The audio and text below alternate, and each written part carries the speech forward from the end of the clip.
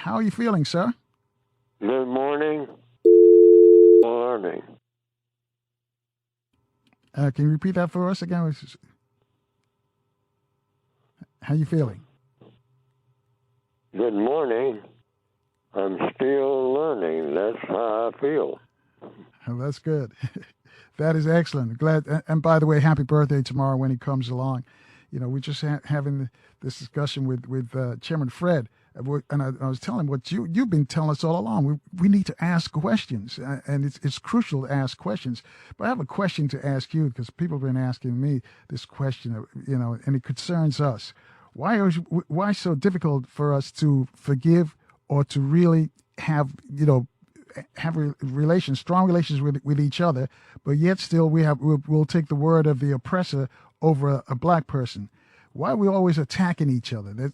I'm trying to figure out, put it in words. Somebody sent me this tweet to ask you a couple of days ago when they heard that you were coming on. Why is it so easy for us to attack each other and not the oppressor? Why is it so easy? Can you explain that for our audience? We don't have enough answers to enough questions because the questions are not being asked. That's what after thinking about it and thinking about it and thinking about it, because I was asking the same question. All problems, without exception, are solved through the process of questions and answers. Black people have been taught, and I was taught it by a number of people at an early age. Shut up, boy.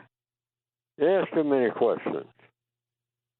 Well, now, the formula of the entire universe, if you're going to accomplish anything, is universal. And that is endless questions and answers. How many questions? Thousands, millions. This is how all things that are successful are done. Someone once looked at the moon and said, "What is that?" That's a question. What is that thing up there? And then somebody else standing next to him would say, "I don't know." Say, "Well, does anybody know?" And then they ask that, and then they go on and on and on, and they do that for thousands of years. And eventually somebody did what? As far as I know, if it's true, and I believe it is, somebody's landing on the moon. And then taking off from the moon and getting back from where they started. But it started off with a question. What is that? And then after 1,000 years, somebody say, is it possible to get there? And then 100 years passes and somebody says, well, is it possible to get there and come back? And then somebody says, well, why would you go in the first place? And then somebody would say, well, I'm a scientist, and I just like to find out if there's anything up there that I can use. Because we're running out of things to use here to solve our problems. And that's the reason. And then somebody thinks about it and thinks about it and thinks about it for another 1,000 years. But you can speed up the questions.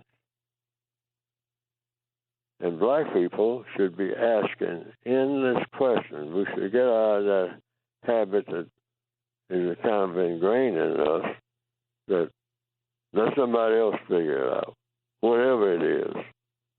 I ain't got time for figuring things out. I ain't got time to think about nothing. Thinking is difficult. They're talking about schools. I'm tired of schools. It ain't solving my problem. What do you do in a school? You ask questions. That's the whole purpose for going. What do you do on a radio program like this one? Questions and answers, questions and answers, questions and answers. In my opinion, based on logic, I hope, black people should be fanatical from the time we get up in the morning to the time we go to bed at night, and even in our dreams. We should be asking questions and not coming off, backing away, or fading away with those questions until we get answers. Because the answers are somewhere in the universe to every question. And the first answer to most questions is automatic, but it shouldn't disappoint. And what is that? The most common answer to questions? I don't know. Well, you're not supposed to know until you find out. But that's the first step toward finding out. You have to ask. And somebody's going to try to answer, because that's the nature of the universe. In fact, I have a theory. I don't know if it's true or not. And I came up with the theory by asking that question. How do questions get answered? When you ask an empty sky, well, you know, where is the answer to my problems? I got a problem. Where can I get the answer? Well, the nature of the universe, that's the conclusion I came to, is that if you ask a question,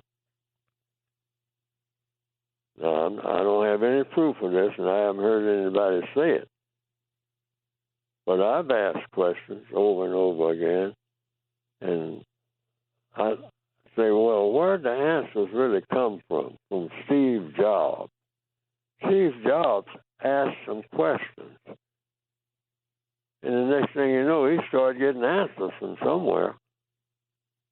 And that's how he wound up being a unique person. And a lot of people, you know, the Wright brothers, it just goes on and on and on. Martin Luther King, Marcus Garvey. I'm quite sure that they were people who asked questions. Fannie Lou Hamer,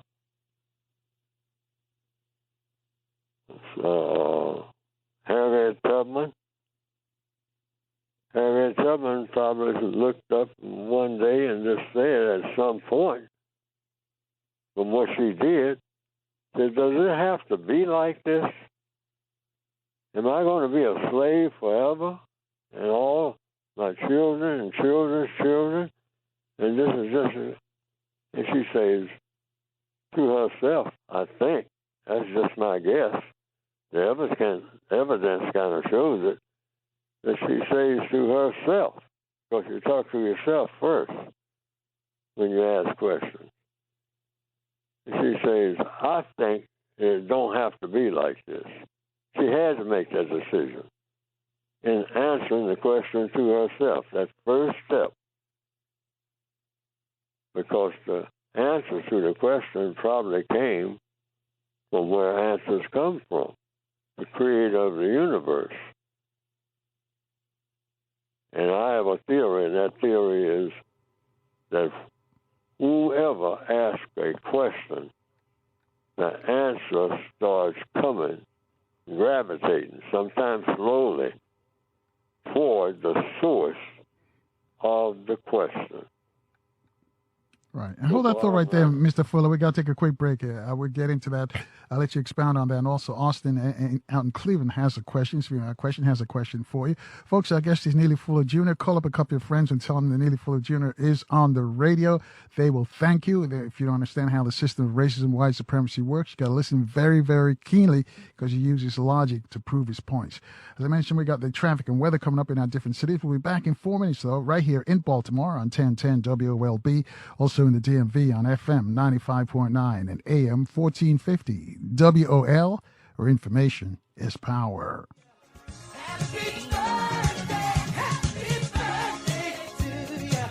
Happy birthday to you. Happy birthday 21 minutes after the top of the hour. Thank you, Stephen. Happy birthday to you, Mr. Neely Fuller. You are a national treasure in our community, explaining the system of racism and white supremacy. And some folks, if you didn't get it the first time you heard it, don't be alarmed. Don't panic, because it takes a while for you to understand it. Because once you get it, it's gonna be like a eureka moment. Wow, that's what Mr. Fuller and sometimes Dr. Wilson were talking about. Racism, the system of racism, white supremacy. And if you figure out that, you'll understand why we're in the position we are and what we can do about it. It's all right there in how he lays it out. But he uses logic, and I gotta confess, the first time I heard it, I didn't get it. It took me 2 or 3 times to get it. But now I understand it. And I understand why you'll understand why our people are attacking each other, why are we shooting each other, what we need to do. It's all in that book. So here's what I want you to do, family. Pick up that book at Mr. Fuller's birthday. Pick up that book, and if you have it already, pick it up and give it to somebody else. So because you can tell a person doesn't understand how the system of racism and white supremacy works. You know, you can tell that once you figure it out, you can tell the other person who hasn't figured it out. So do that for us at 22 after the top of the hour. Anyway, on line 2, Austin, you're talking about questions. Austin in Cleveland has a question for you, Mr. Fuller. Good morning, Austin. Hey, good morning, Mr. Fuller. Good morning, Mr. Nelson. Thank you all for taking my call. Mr. Fuller, I had a question for you about the usage of profanity. I wanted to ask you, Mr. Fuller, given the fact that you're 93 years old, and according to the code, of course, you'll be 94 on your birthday, outside of radio, do you ever struggle with the usage of profanity? And if so, how do you deal with it according to logic and really just being scientific and mathematical? Thanks, Austin. What? Profanity. Go ahead, Austin. Profanity? Yes. Yes, sir, profanity. You ask questions. You hear somebody say something, and you simply ask them, if you know them well enough, or familiar with them, where they won't instantly respond with hostility. You just say, for example, the person's name is William. You say, William, why do you use profanity? And he might ask you a question. What's profanity? You say those curse words. I mean, like you're angry about something. And don't try to answer for the person. That's always a mistake. Always. Because if you do that, the person is resistant thinking anyway. They're not thinking about your question. The first reaction that a person has when you ask them a question that they're not ready for is to resist the question. So you even ask for permission to ask the question. You say, William, I want to ask you a very personal question. Do I have your permission to ask that question and seek an answer? And then you stop. Once you put a question mark on it, don't just keep going on and on and on. Once you put that question mark behind your question, be quiet. Otherwise, you're going to head for something that you definitely don't want. That's confusion. You ask a question, stop right there. And according to what I call the code, which is what my presentation is, which is supposed to be based on logic, never move to the second question ever until the first question has been asked and answered. That first question must be answered before you move to the second question, no matter how long it takes, thousands of years or whatever. And logically speaking, why is this? To keep from having confusion. See, if you move to that second question, and the third question, and the fourth question, and you didn't have answers to the first question, even if the answer is I don't know, that's the answer. Because then the logical question then is why don't you know? See, that's the second question. But you first want to hear, I don't know.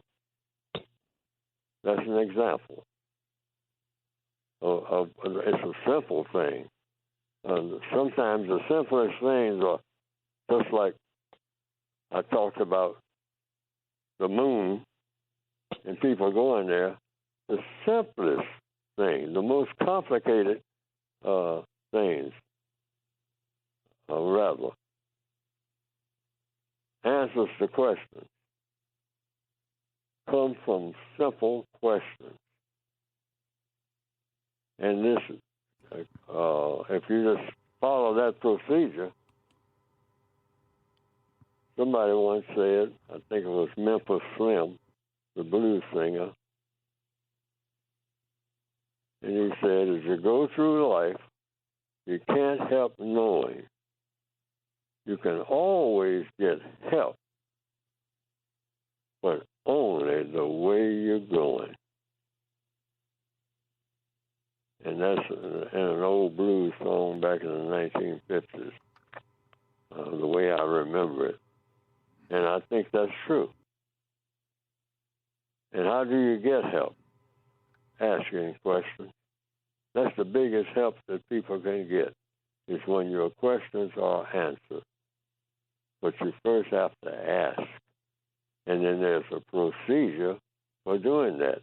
And the procedure is really real simple. Just be ready for another question until all of your problems are solved. Because every problem that's ever been solved was solved through the process of endless questions and answers. And 28 after the top of the hour, Mr. Fuller. Got some more folks want to talk to you. Line 3, Mike's calling from Chicago. Mike, good morning. You're on with Neely Fuller Jr. Good morning. I just wanted to wish Mr. Fuller a happy birthday and thank him for all the work that he's done for the black community. I really, really appreciate you for everything that you've done. I mean, you've helped me a lot, when you talk about asking those questions. I mean, you can really get down to the bottom of what you're trying to find out just by asking questions. And like Carl, in the beginning, I couldn't get it. I had to listen to you over and over again until it finally clicked, and I'm just grateful that I had enough patience to listen to you. And once again, just thanks, man. I appreciate you, and thanks, Carl. All right, thanks, Mike. All right, and it's true. He's being honest. Sometimes it takes a while. So don't get frustrated if you don't understand when Neely Fuller is talking about the system of racism, white supremacy, because he lays it out. He uses logic, but just keep listening and you'll figure it out. There wasn't a question in there, so I'll take another call for Neely Fuller Jr. on line 4. Charles III is calling us. He's in Washington, D.C. Charles, good morning. You're on with Neely Fuller Jr. Good morning, and thank you, Carl, for taking my call. Mr. Fuller, you speak of the system of white supremacy, and you say it's the most powerful government and religion in the world. And my question to you is, with power implies force. And sometimes the mistake is we focus on that as opposed to the skill level of the white supremacists. And so can you talk about how skillful they are also? And what brought this up is when you mentioned the 9 areas of activity, somehow the supremacist has convinced black folks that the biggest issue we have right now is our mental health. No one's talking about the system of white supremacy. So I'll take my comment off the air. Thank you, and I appreciate the work that you do. Well, here again, it's just asking questions. I was taught not to ask questions, and that is deadly. I mean, you're killing a person when the person doesn't have questions. You're dying. You're dying right out of the womb. I mean, a baby's come into the world asking a question. Every baby. Babies coming into the world doing what? Crying. because the sensitivity, and I came to that conclusion. The baby's not thinking yet, but the baby can sense that something is in error. So the baby comes into the world from the womb crying. I've never heard of a baby coming into the world laughing. And I ask questions about that. Why do babies come into the world crying? That's a question. I don't care if you're in India or you're on top of a mountain or you're in Death Valley. No matter how you got there, if you're suddenly breathing, you're breathing in air. That's an answer to one question. The baby, first of all, breathes. The baby cannot cry without breathing. After you ask that question, do babies breathe before they cry or cry after they breathe? So, they cry after they breathe. Why? How did you find that out? Well, I found it out by looking at it. Okay, somebody's seen somebody being born. So the baby is sending a message right there. Something is out of order. That's why babies cry all over this planet, because everything with people on this planet is out of order. Nothing is the way it ought to be. So then that raises another question. Why are things all messed up? That's what the baby is saying. I must have got off at the wrong stop. This is awful. The baby can sense that even before it begins to think. It's just lying there. But when it starts breathing, it starts crying. People out there in the hospital ward. And somebody should ask that, because I did. That's how I came to that conclusion, asking that question. Why the babies all over the world don't come here laughing? Some of them. I've never heard of one of them doing it. So the baby can sense something that's universal, and that is everything here on this planet called Earth is out of order. It's not the way it should be. That's why people are killing each other and glorifying war and all like that. I mean, and the baby can sense it. The baby wants to go back into the womb, logically speaking. Why? Because it means the baby got work to do. Why? What work? To straighten out all the mess. So that raises another question.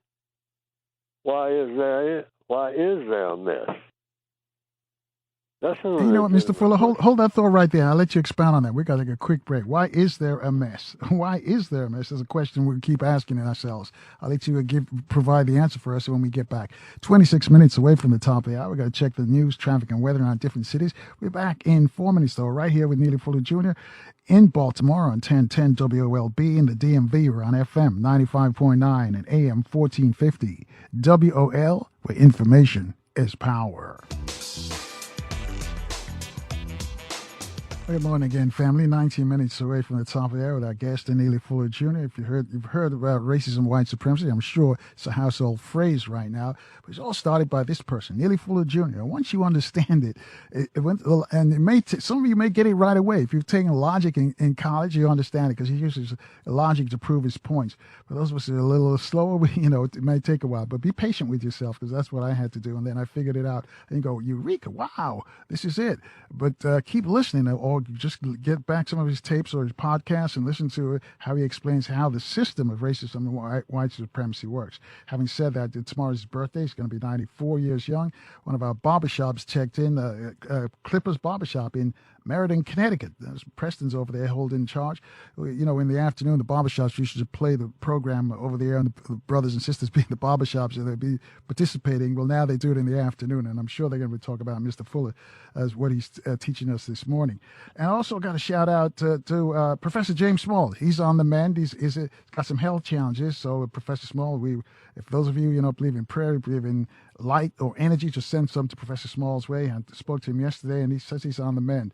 Also, a shout out to all the Black radio executives that are in town for the annual NABOB conference, National Association of Black-owned Broadcasters. Welcome to Washington, D.C. Speaking of that, radio, of course, the ratings came out yesterday. Thank you all who supported us in D.C. and Baltimore. Thank you for the ratings. So we got to share that. Tomorrow, again, is Friday, so give you another chance to free your mind, think for yourself, and reach out to us. Our program, Open Phone Friday, begins at 6 a.m. Eastern Time right here in Baltimore on 1010 WOLB, and also in the DMV on FM 95.9 and AM 1450 WOL. All right, Mr. Fuller, before we let you, says, why is there a mess? That's a question I'd like for you to answer us, or help us figure it out. Why is there a mess? Well, I concluded years ago, since we were talking specifically about black people and black people's problems, or the people of color throughout the planet, and that's a mess. If you're a person of color, you're in that mess, whether you like it or not, born into it, because somebody's made that mess before you got here. That's the conclusion that I made based on logic and evidence and everything I heard. Hey, you're a little colored boy, and things are going to kind of be rough for you. And naturally, I have questions. Well, why is that? I'm here, and I got color in my skin, and somebody got a problem with that?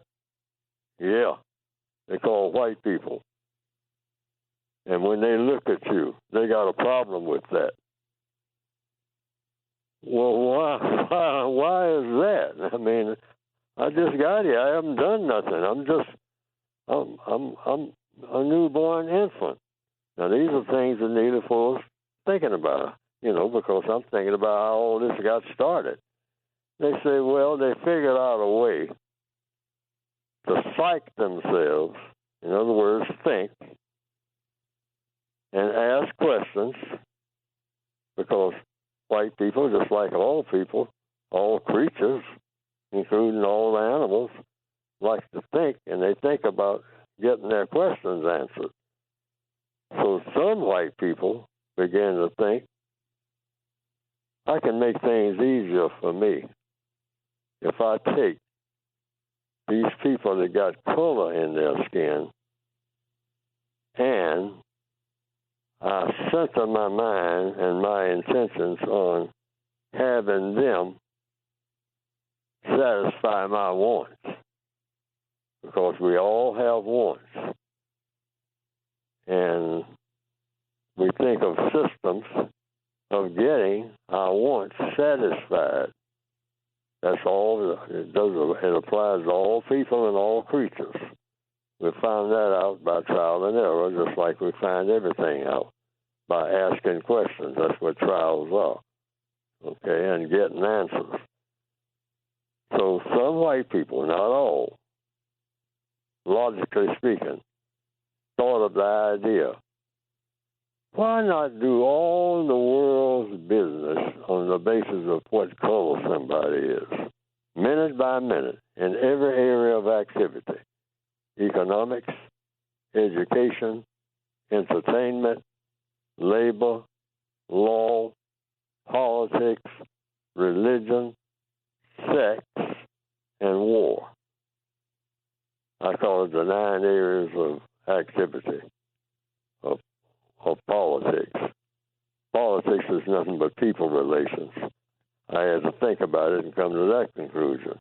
People say, are you in politics? Everybody's in politics. If you relate to people, and you related to people some kind of way at some time, at least once, if you never did again, you related to a mother, because a mother gave you birth. And even if you never saw her again after that day, you related to her, and you had to relate to other people who took up the slack that the mother may have died in childbirth. Just giving that as an example. But and I'm asking the people too on this program. Neely Fuller has a fault. I mean, a big one. And I'm doing it on this program because sometimes I'm asked a question, but I get too far away from the answer. So you got to watch Neely Fuller on that. That is a flaw. All people are flawed. I'm seriously flawed that way because my mind is running all over the place while I'm talking, and it's happening now. And it's not a senior moment. I've been that way. So I just ask people, as a favor to me, if I'm getting away from the answer to the question, which I find it slipping away now, and I want Mr. Carl Nelson to say that, I got to interject this right now because it happened before. It happened really just before this question was asked. I thought back over the question that was being asked, and I had lost that question. So I'm losing this one now. So, Mr. But Carl I'll tell you Nelson, what. I got to follow the code. And do Yes. you remember the question that you asked? The person was asked. Yeah, the question is, why is there it's a mess? It's such a mess. As we as black people look around, we got so many problems. And that's one reason we have a mess, because Neely Fuller is flawed. And you ask a question, and the white supremacists are supreme at this. That's a part of their playbook. If a black person asks you a question and you're white, and the question is going to help that black person do what they want and not do what you want, lead them away from the question that the person is asking. That is a part of the white supremacist code. And a part of our code as victims should be, if we are trying to straighten out a mess that we have, and we're talking to someone in the system of white supremacy, watch for that, because they will lead you away from your question and start talking all over the place, and after 15 minutes of talk, you forget what you started out, what you asked about in the first place. They are experts at it, those white people who believe in white supremacy. So getting back to the point, I got to keep on this. Why is there a mess? Because the white supremacists became the smartest people on the planet. Smart by doing what? Asking questions and sticking with those questions until they got answers. They did that better than anybody else on the planet, and the evidence shows it, because everybody caters to those white people. Not talking about all white people. Those white people who run everything in all areas of activity, particularly everything that deals with non-white people, people of color, black, brown, red, yellow, because they set it up that way, that these people will be subordinate to anybody who's classified as white. Somebody thought of that in answer to a question that they wanted answers. How can I get people to serve me in the way I want to be served? How can I and they found out that violence was one of the main ones. So they taught people, after they learned, to be experts at violence. They're the most violent people on the planet, those white people who believe in white supremacy. And they say, and we will teach our subjects, the black people. Getting back to the answer to the question, why is everything a mess? We will teach black people how to be violent, but against each other, about a football game or whatever. Or just because when they look at each other, they can't stand what they're looking at, because they can't stand to look in the mirror. So they're going to kill everything that looks like them, because they can't stand themselves. That's the only logical answer after asking questions. why the black people find such joy in killing each other, because we've been trained that way. The white supremacists find joy. And so monkey see, monkey do. They see white people killing black people. That's all they've ever seen. So they say, I want a piece of that action. So that's the logical conclusion initially. May not be the whole answer, but that's the logical answer to come to, or we wouldn't be doing it. And until somebody comes up with a better answer, that answer will do. Black people enjoy killing each other big time, and all the time saying how much we matter. Signs everywhere. Black lives matter. Matter to whom? How much evidence is that of that being true? Always seek the truth. So that's the logical question. Black lives matter to whom? That must be a real small club. I'd like to find out where that is. We do. Black lives matter, that's a statement. Now, is that statement true? And if it is, to whom? We're going to the question move. And for what? Why should they matter? Why should anybody think that a black life matters? Based on what? What do black people do that matters? See, that calls for a whole bunch of questions, maybe 2 million of them. All right, and hold that thought right there, Mr. answered. Fuller. Hold that thought right there. We got to take a quick break again. It's 6 minutes away from the top of the hour. We find out if black lives really matter. We've got to check the traffic and weather in our cities and the news up in Baltimore. Folks, you want to join this conversation with Neely Fuller Jr., reach out to us at 800-450-7876. Your call's in 4 minutes right here in Baltimore on 1010 WOLB. In the DMV, we're on FM 95.9 and AM 1450 WOL, where information is power. Keep rocking.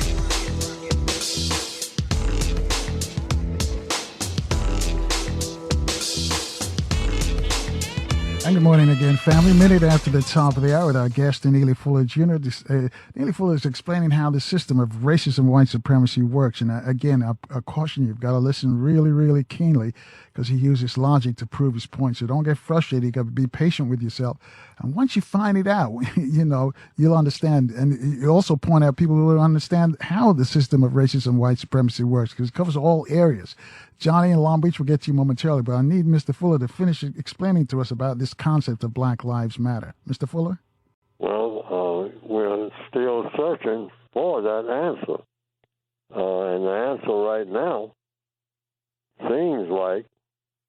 just seems like they don't, except they matter for the benefit of the white supremacist goal.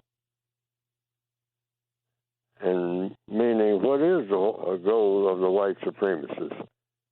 The goal of the white supremacists, based on logic, is to be supreme over non-white people in all areas of activity and to enjoy life doing it, what we call life. And we have a system of white supremacy that has dominated the thinking, the speaking, and the acting of people all over the world. White people who are born into the system. It's only one system of government. That's the conclusion by asking questions that I came to when I started writing the book about what to do about it, that you can get by going to producejustice.com. But in answer to that question, that's the system of government, the only system of government that I see that here in the year 2023 governs the world. And they do this in all areas of activity. And when it comes to, say, politics, which is nothing but relations between people, just a person saying good morning to another person, that's political. We analyze everything. That's one thing that the white supremacists did. The white supremacists are great analyzers.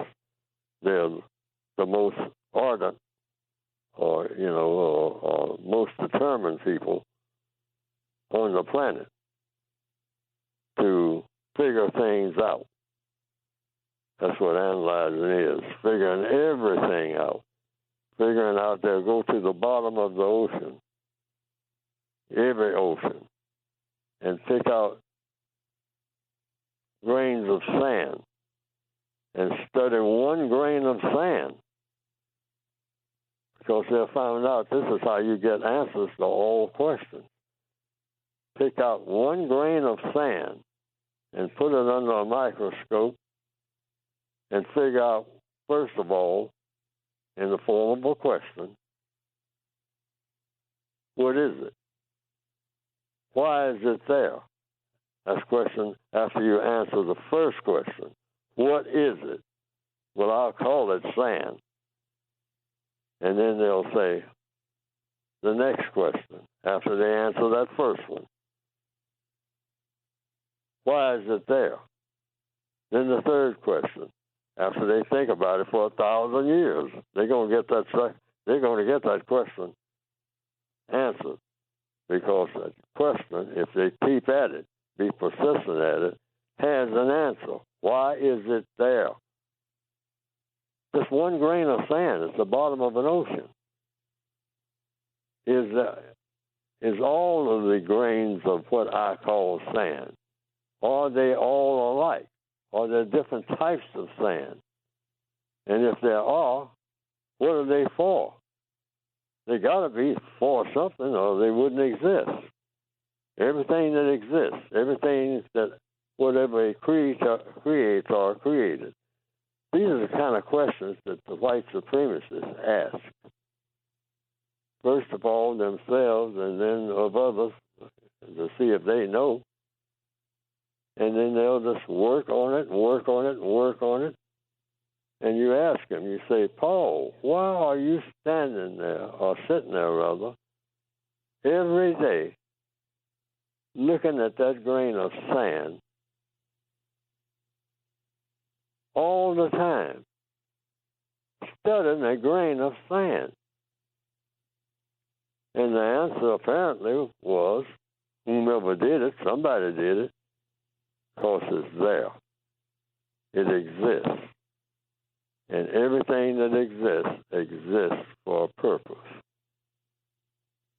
And for a black person asking the question, we say, oh man, I ain't got no time to be studying no grain of sand.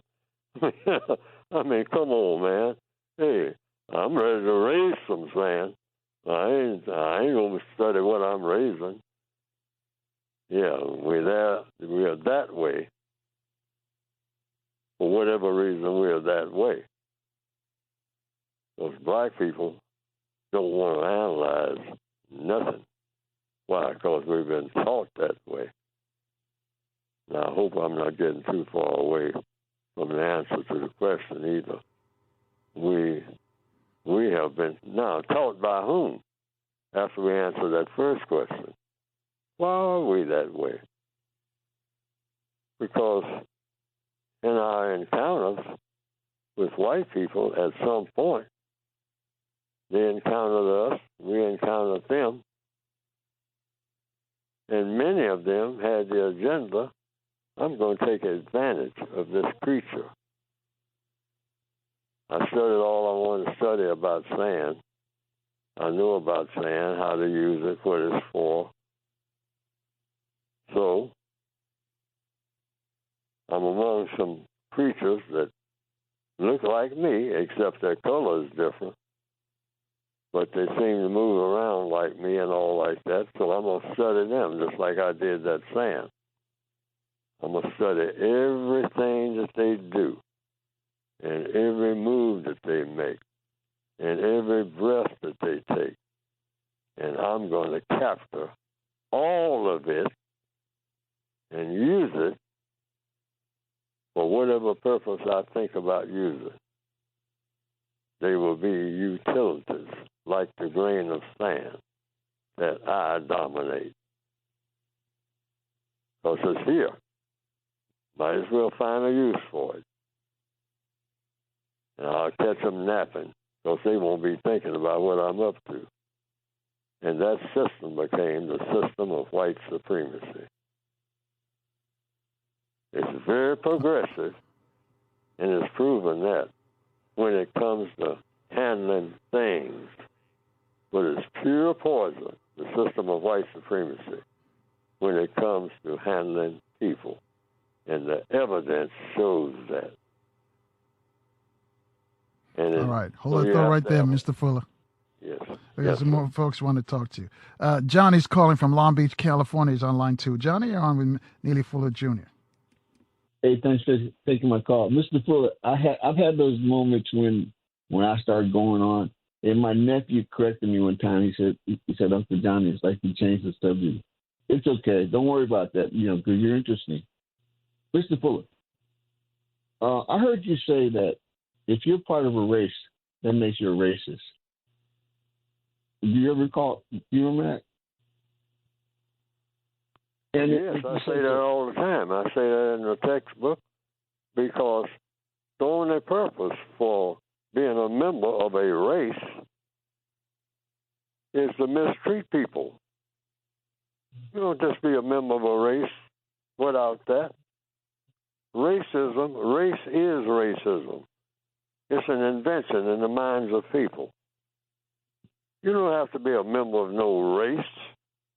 What is that? Where's any evidence, of being a member of a race? What are you racing against? The white supremacists will use expressions like racing against time.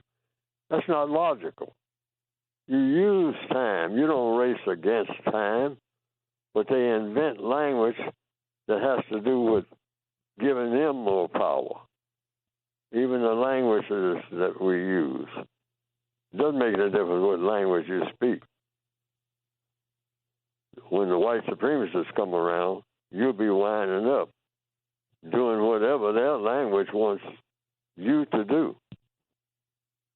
Because they will learn your language and use it better than you against you. So it's not just in the language, it's what you intend to do with anything that you touch. It's not the object itself.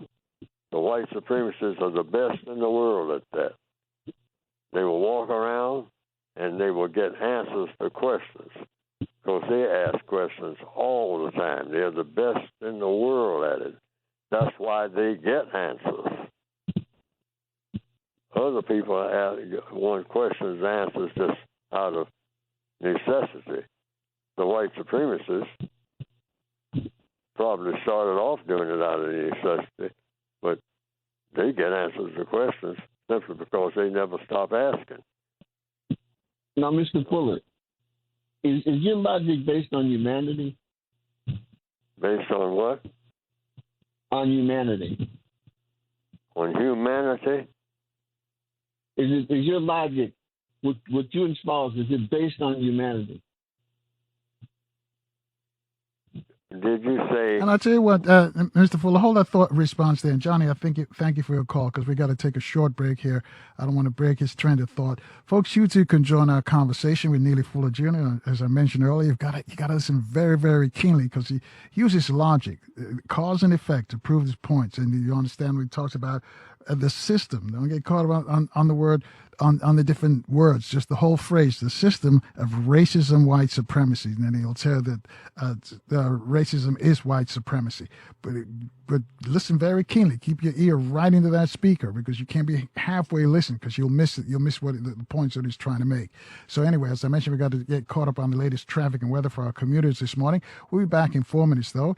If you want to get in on this conversation with Mr. Fuller, reach out to us at 800-450-7876. Your call's next, right right here in Baltimore on 1010 WOLB.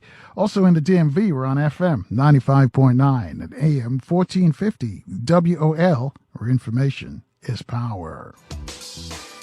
And good morning again, family. Thanks for rolling with us all morning long. It's 20 minutes after the top of the hour. Our guest is Neely Fuller Jr. You know him from his book, The Code, and tomorrow's his birthday. So I'm just asking folks, you want to celebrate Neely Fuller's birthday with us? Just pick up a copy of his book. He'll give you all the information about the book, how you can get it before he leaves.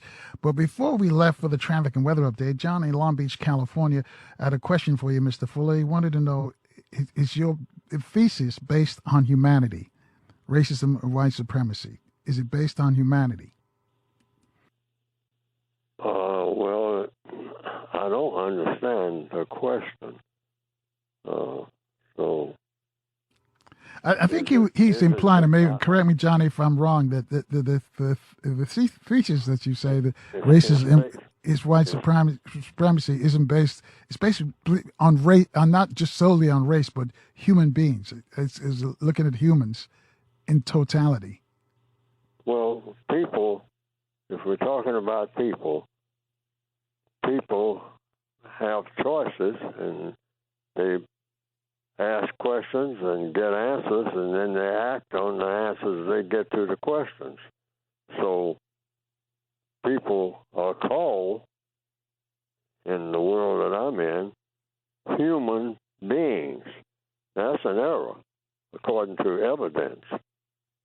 That's a huge error, because the people on this planet have proven that they are not humane. Now, what is humane? Jumping from one word to another, from human to humane. It means you help people. You don't do anything to harm people. You don't do anything to harm nature in its productive state. You improve everything that you touch.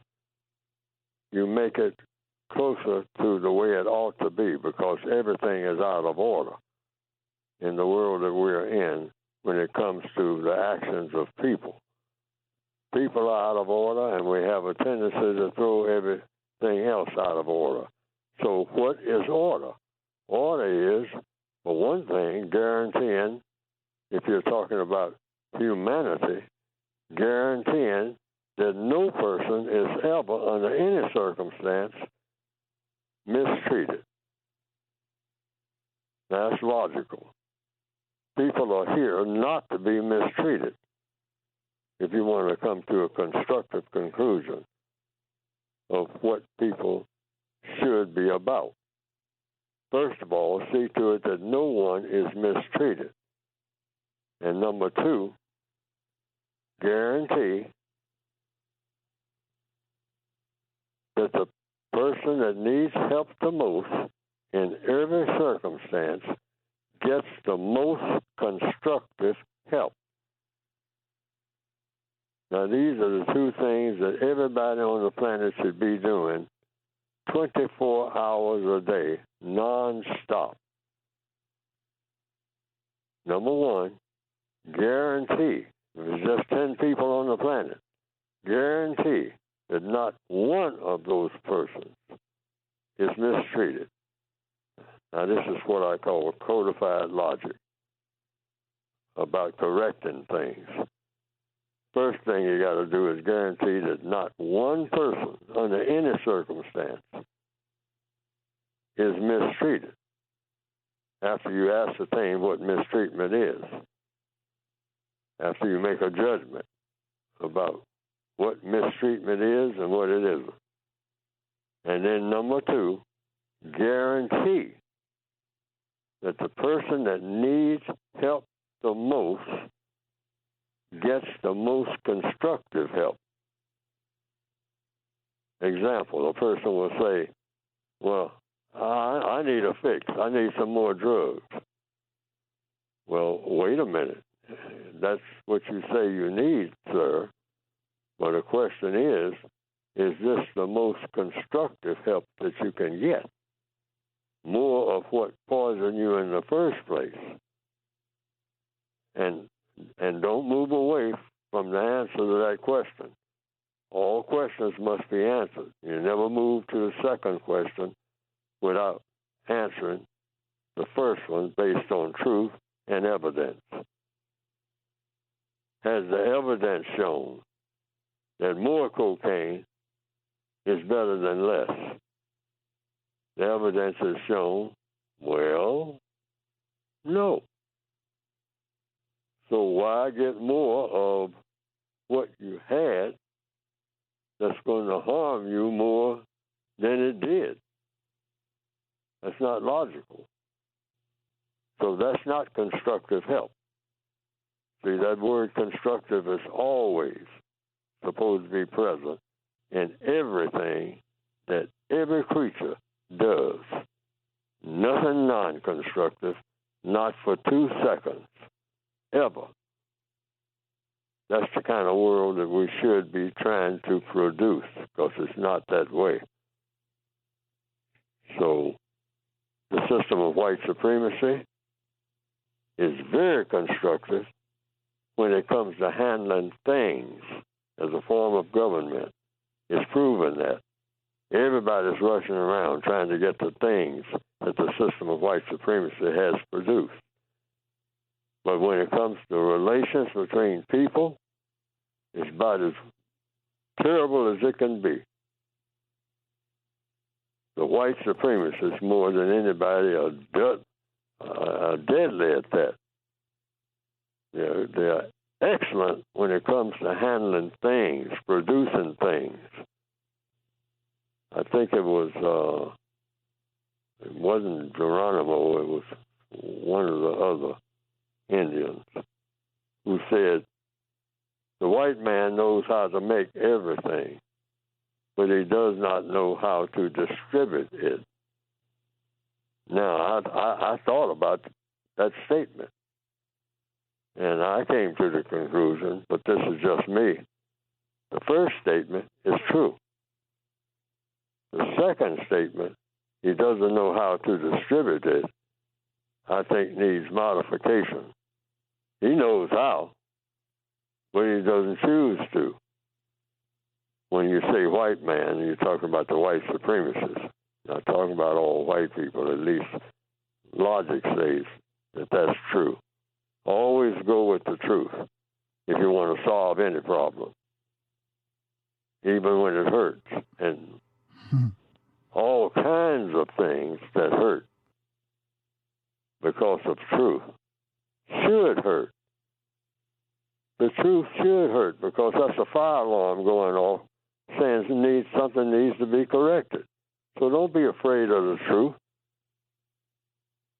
I said on this program this morning, Neely Fuller, you don't let Neely Fuller say something that's not true, that you know is not true, and say, oh, well, I got to respect that old man. No, you're not respecting me when you give me anything that ain't true. And if you hear me say something that's not true, say, Mr. Fuller, if you want to use an old cliche, out of all due respect, you got that one wrong. Everybody's loaded with mistakes. We are mistake-prone creatures, big time. Everybody on the planet. So nobody should ever be embarrassed about making a mistake. Be embarrassed about not correcting mistakes when they are made. That's what you're going to be embarrassed at. I mean, you can go straight to embarrassment when you start talking about embarrassment. Never be embarrassed about correcting a mistake. Embrace corrections to mistakes. I mean, I'm talking about being a fanatic about it. If I make any kind of mistake, I'm not here to make mistakes under any circumstance. Well, don't tell that old man he's making a mistake because it might hurt his feelings. Hurt my feelings rather than tell me a lie. No. Say, hey, well, you got this all wrong. And that's one of the first things I want to hear. Based on what? Emotion? No, based on logic. Correcting mistakes is what we're here for. Everybody's mistakes, and everybody's made them, and in the process of making them. According to what? Evidence. Not how somebody feels. Feelings change every 5 minutes. They're unreliable. They serve a purpose, but you can't rely on feelings unless they are attached to what? Logic. Logic means cause and effect. Fire will burn. Water is wet. Fire is not the same as water, even though they are related some kind of way, because everything is related some kind of way. Otherwise, water wouldn't put out fire. So water has a connection with fire. All right. That's 30 logic. minutes after the top there, Mr. Fuller. And Dante's on hold. And Dante wants to talk about Willie Lynch letter. He's from Baltimore. Dante, Willie Lynch letter was a fake. I know you're a new listener, but those folks who have been here for quite a while, listeners for years, when we even had the guy who wrote the Willie Lynch letter, and they said it was a fake. So I'm going to give you time to rephrase your question, because you can't ask him something that's not true. So anyway, Dante, just hang on and rephrase your question for Neely Fuller Jr., because the Willie Lynch letters are fake. And keep listening to us, brother.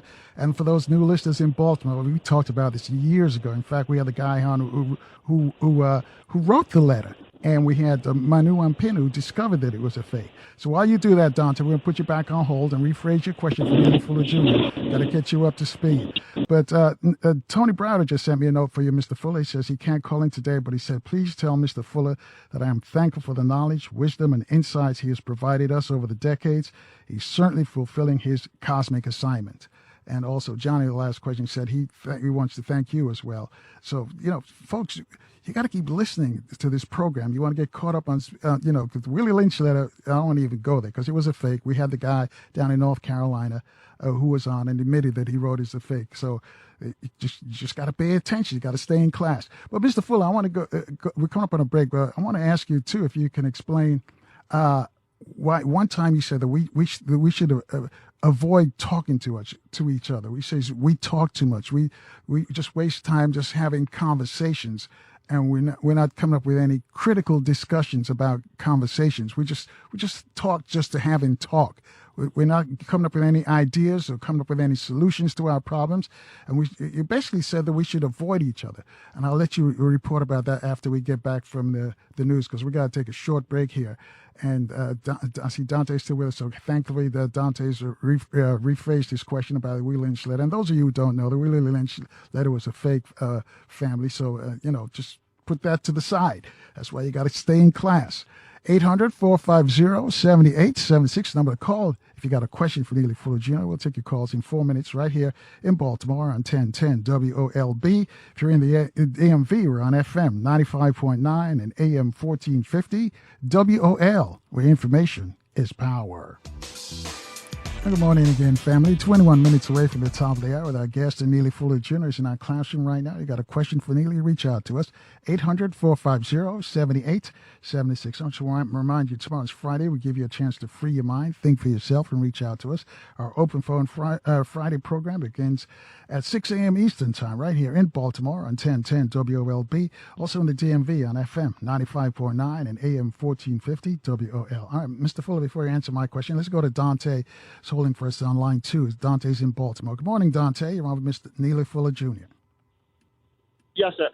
Hello, and happy birthday, Mr. Fuller. Well, what I just wanted to say was just like that misinformation, that the education of our people is kind of questioned by the intelligence of the white supremacists and misleading us and using misinformation. And that was kind of what I was kind of segueing into with the Willie Lynch. I know that's fake and false. However, that form of disinformation of, disliking this person and don't like people with money, we've really fallen into that circle.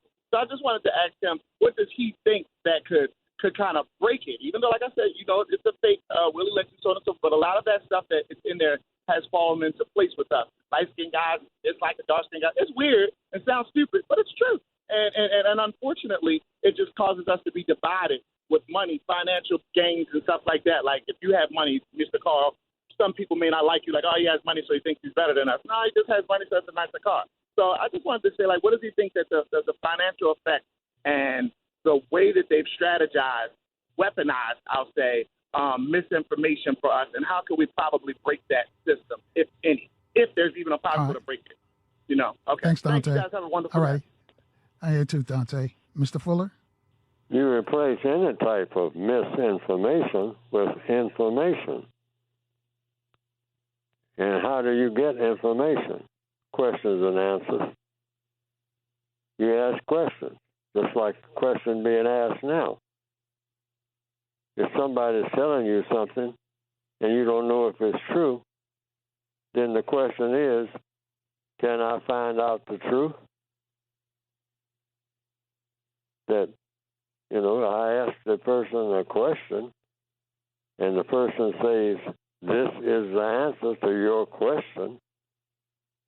And now, if it comes to my mind,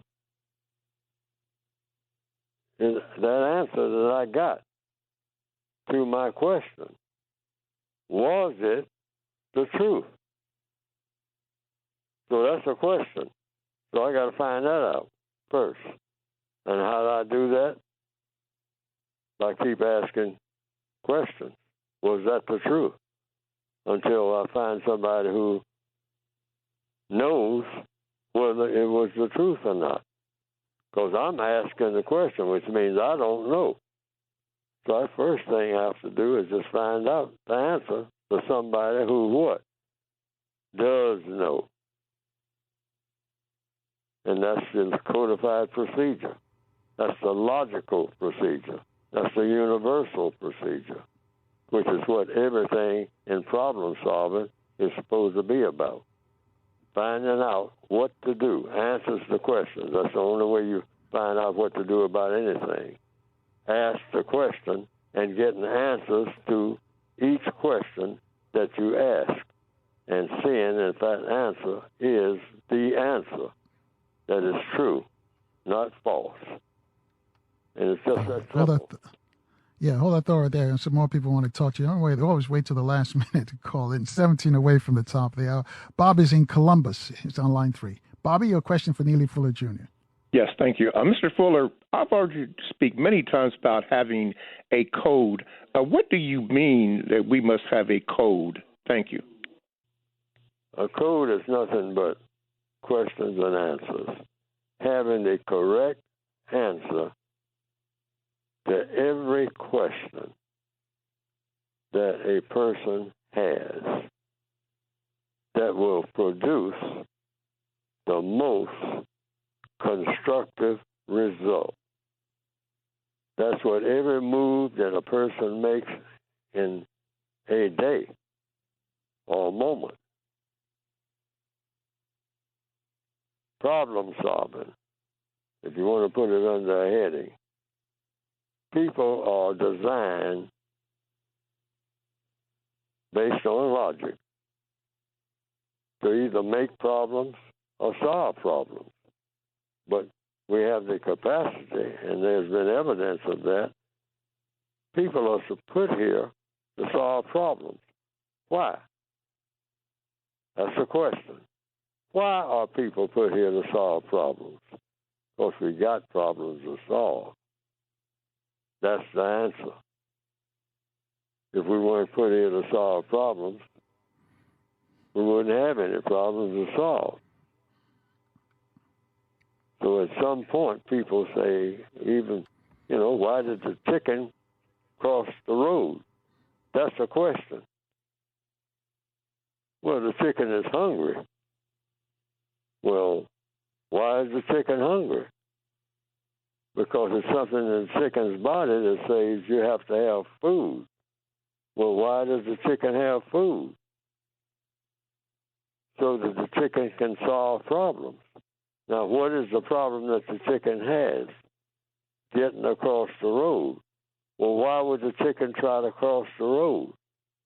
Because that's where the food is. All that corn that's dumped off of a truck is lying over there in the grass on the other side of the road. So why did the chicken cross the road? To solve the problem of getting to the corn, because that's where the corn is.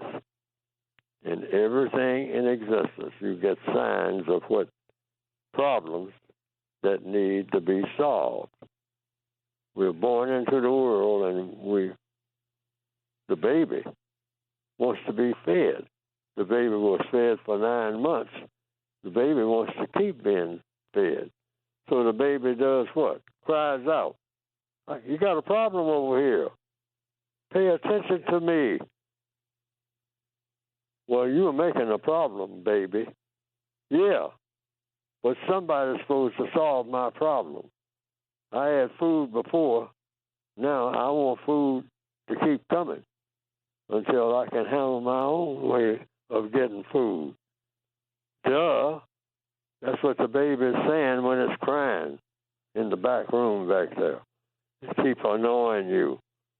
It's feeding time. I'm a baby. It's always feeding time, and it's always sleeping time until I get big enough and learn enough where I can feed myself without calling you all the time. I'm acting out of necessity. What are you doing? That's what the baby's saying when it's crying. Pure logic, baby logic. And baby logic is universal. We can't get too far away from it. Cause and effect. Mr. Fuller, my question earlier was the fact that you say we waste too much time having conversations with each other. Can you explain that? You said we shouldn't be talking to each other. Can you explain that for our audience, please? Because we do. We call it, kind of laughingly. We say talking random. Random talk. Well, what does that mean? That's a question. Questions and answers again. What does random talk mean? Oh, this breaking the silence. Somebody say something. Well, the code says never just say something unless you are saying something. Now, what does that mean? That's another question. It means whatever you say, make it have a constructive effect, or don't say it at all. If you write a song, that's the difference between, as the code says, I have it in my code book, I came to that conclusion, the difference between music and noise. What is music? It's a sound. It's two types of sound in the universe, just two. Music and noise. So what is music and what is noise? That's another question. Music is a sound that you hear, that when you hear it, you think about doing something constructive, something that's going to produce a constructive result. That's what you think about when you hear music. Sound is just the opposite. Not sound. Noise is just the opposite of the two types of sound. Noise, music, you got music, making you think about something, doing something constructive, because that's what I say is logical. And if it's not, somebody can correct me. And you got noise. Noise is when you hear it, you think about doing something non-constructive, like putting a gun in your belt and going out and just shooting somebody just to see them fall down and think that's funny, which is what we do. Now, if what you were listening to in the form of what you might regard it as music, it turned out to be, if you go and do it, that wasn't music, that was noise. You just shoot somebody for fun because you listen to something. I don't care what kind of label you put on it, that was noise. Because you did something as a result of listening to it that was non-constructive. So the only difference between music and noise as two types of sounds is what do you think about doing when you hear it. I think that's constructive and the correct way of looking at music and noise. Nothing in between. It's either one or the other. What do you think about doing when you hear it? Right. Mr. Fuller, we got about 60 seconds left. Can you tell folks how they can get a copy of your book? And I'm imploring our listeners to, because it's your birthday tomorrow, pick up a copy of the book. First, you need the title. Now, can we get a copy of the book? Well, I just call it, it's a long title. In fact, I got titles all over the title of the book.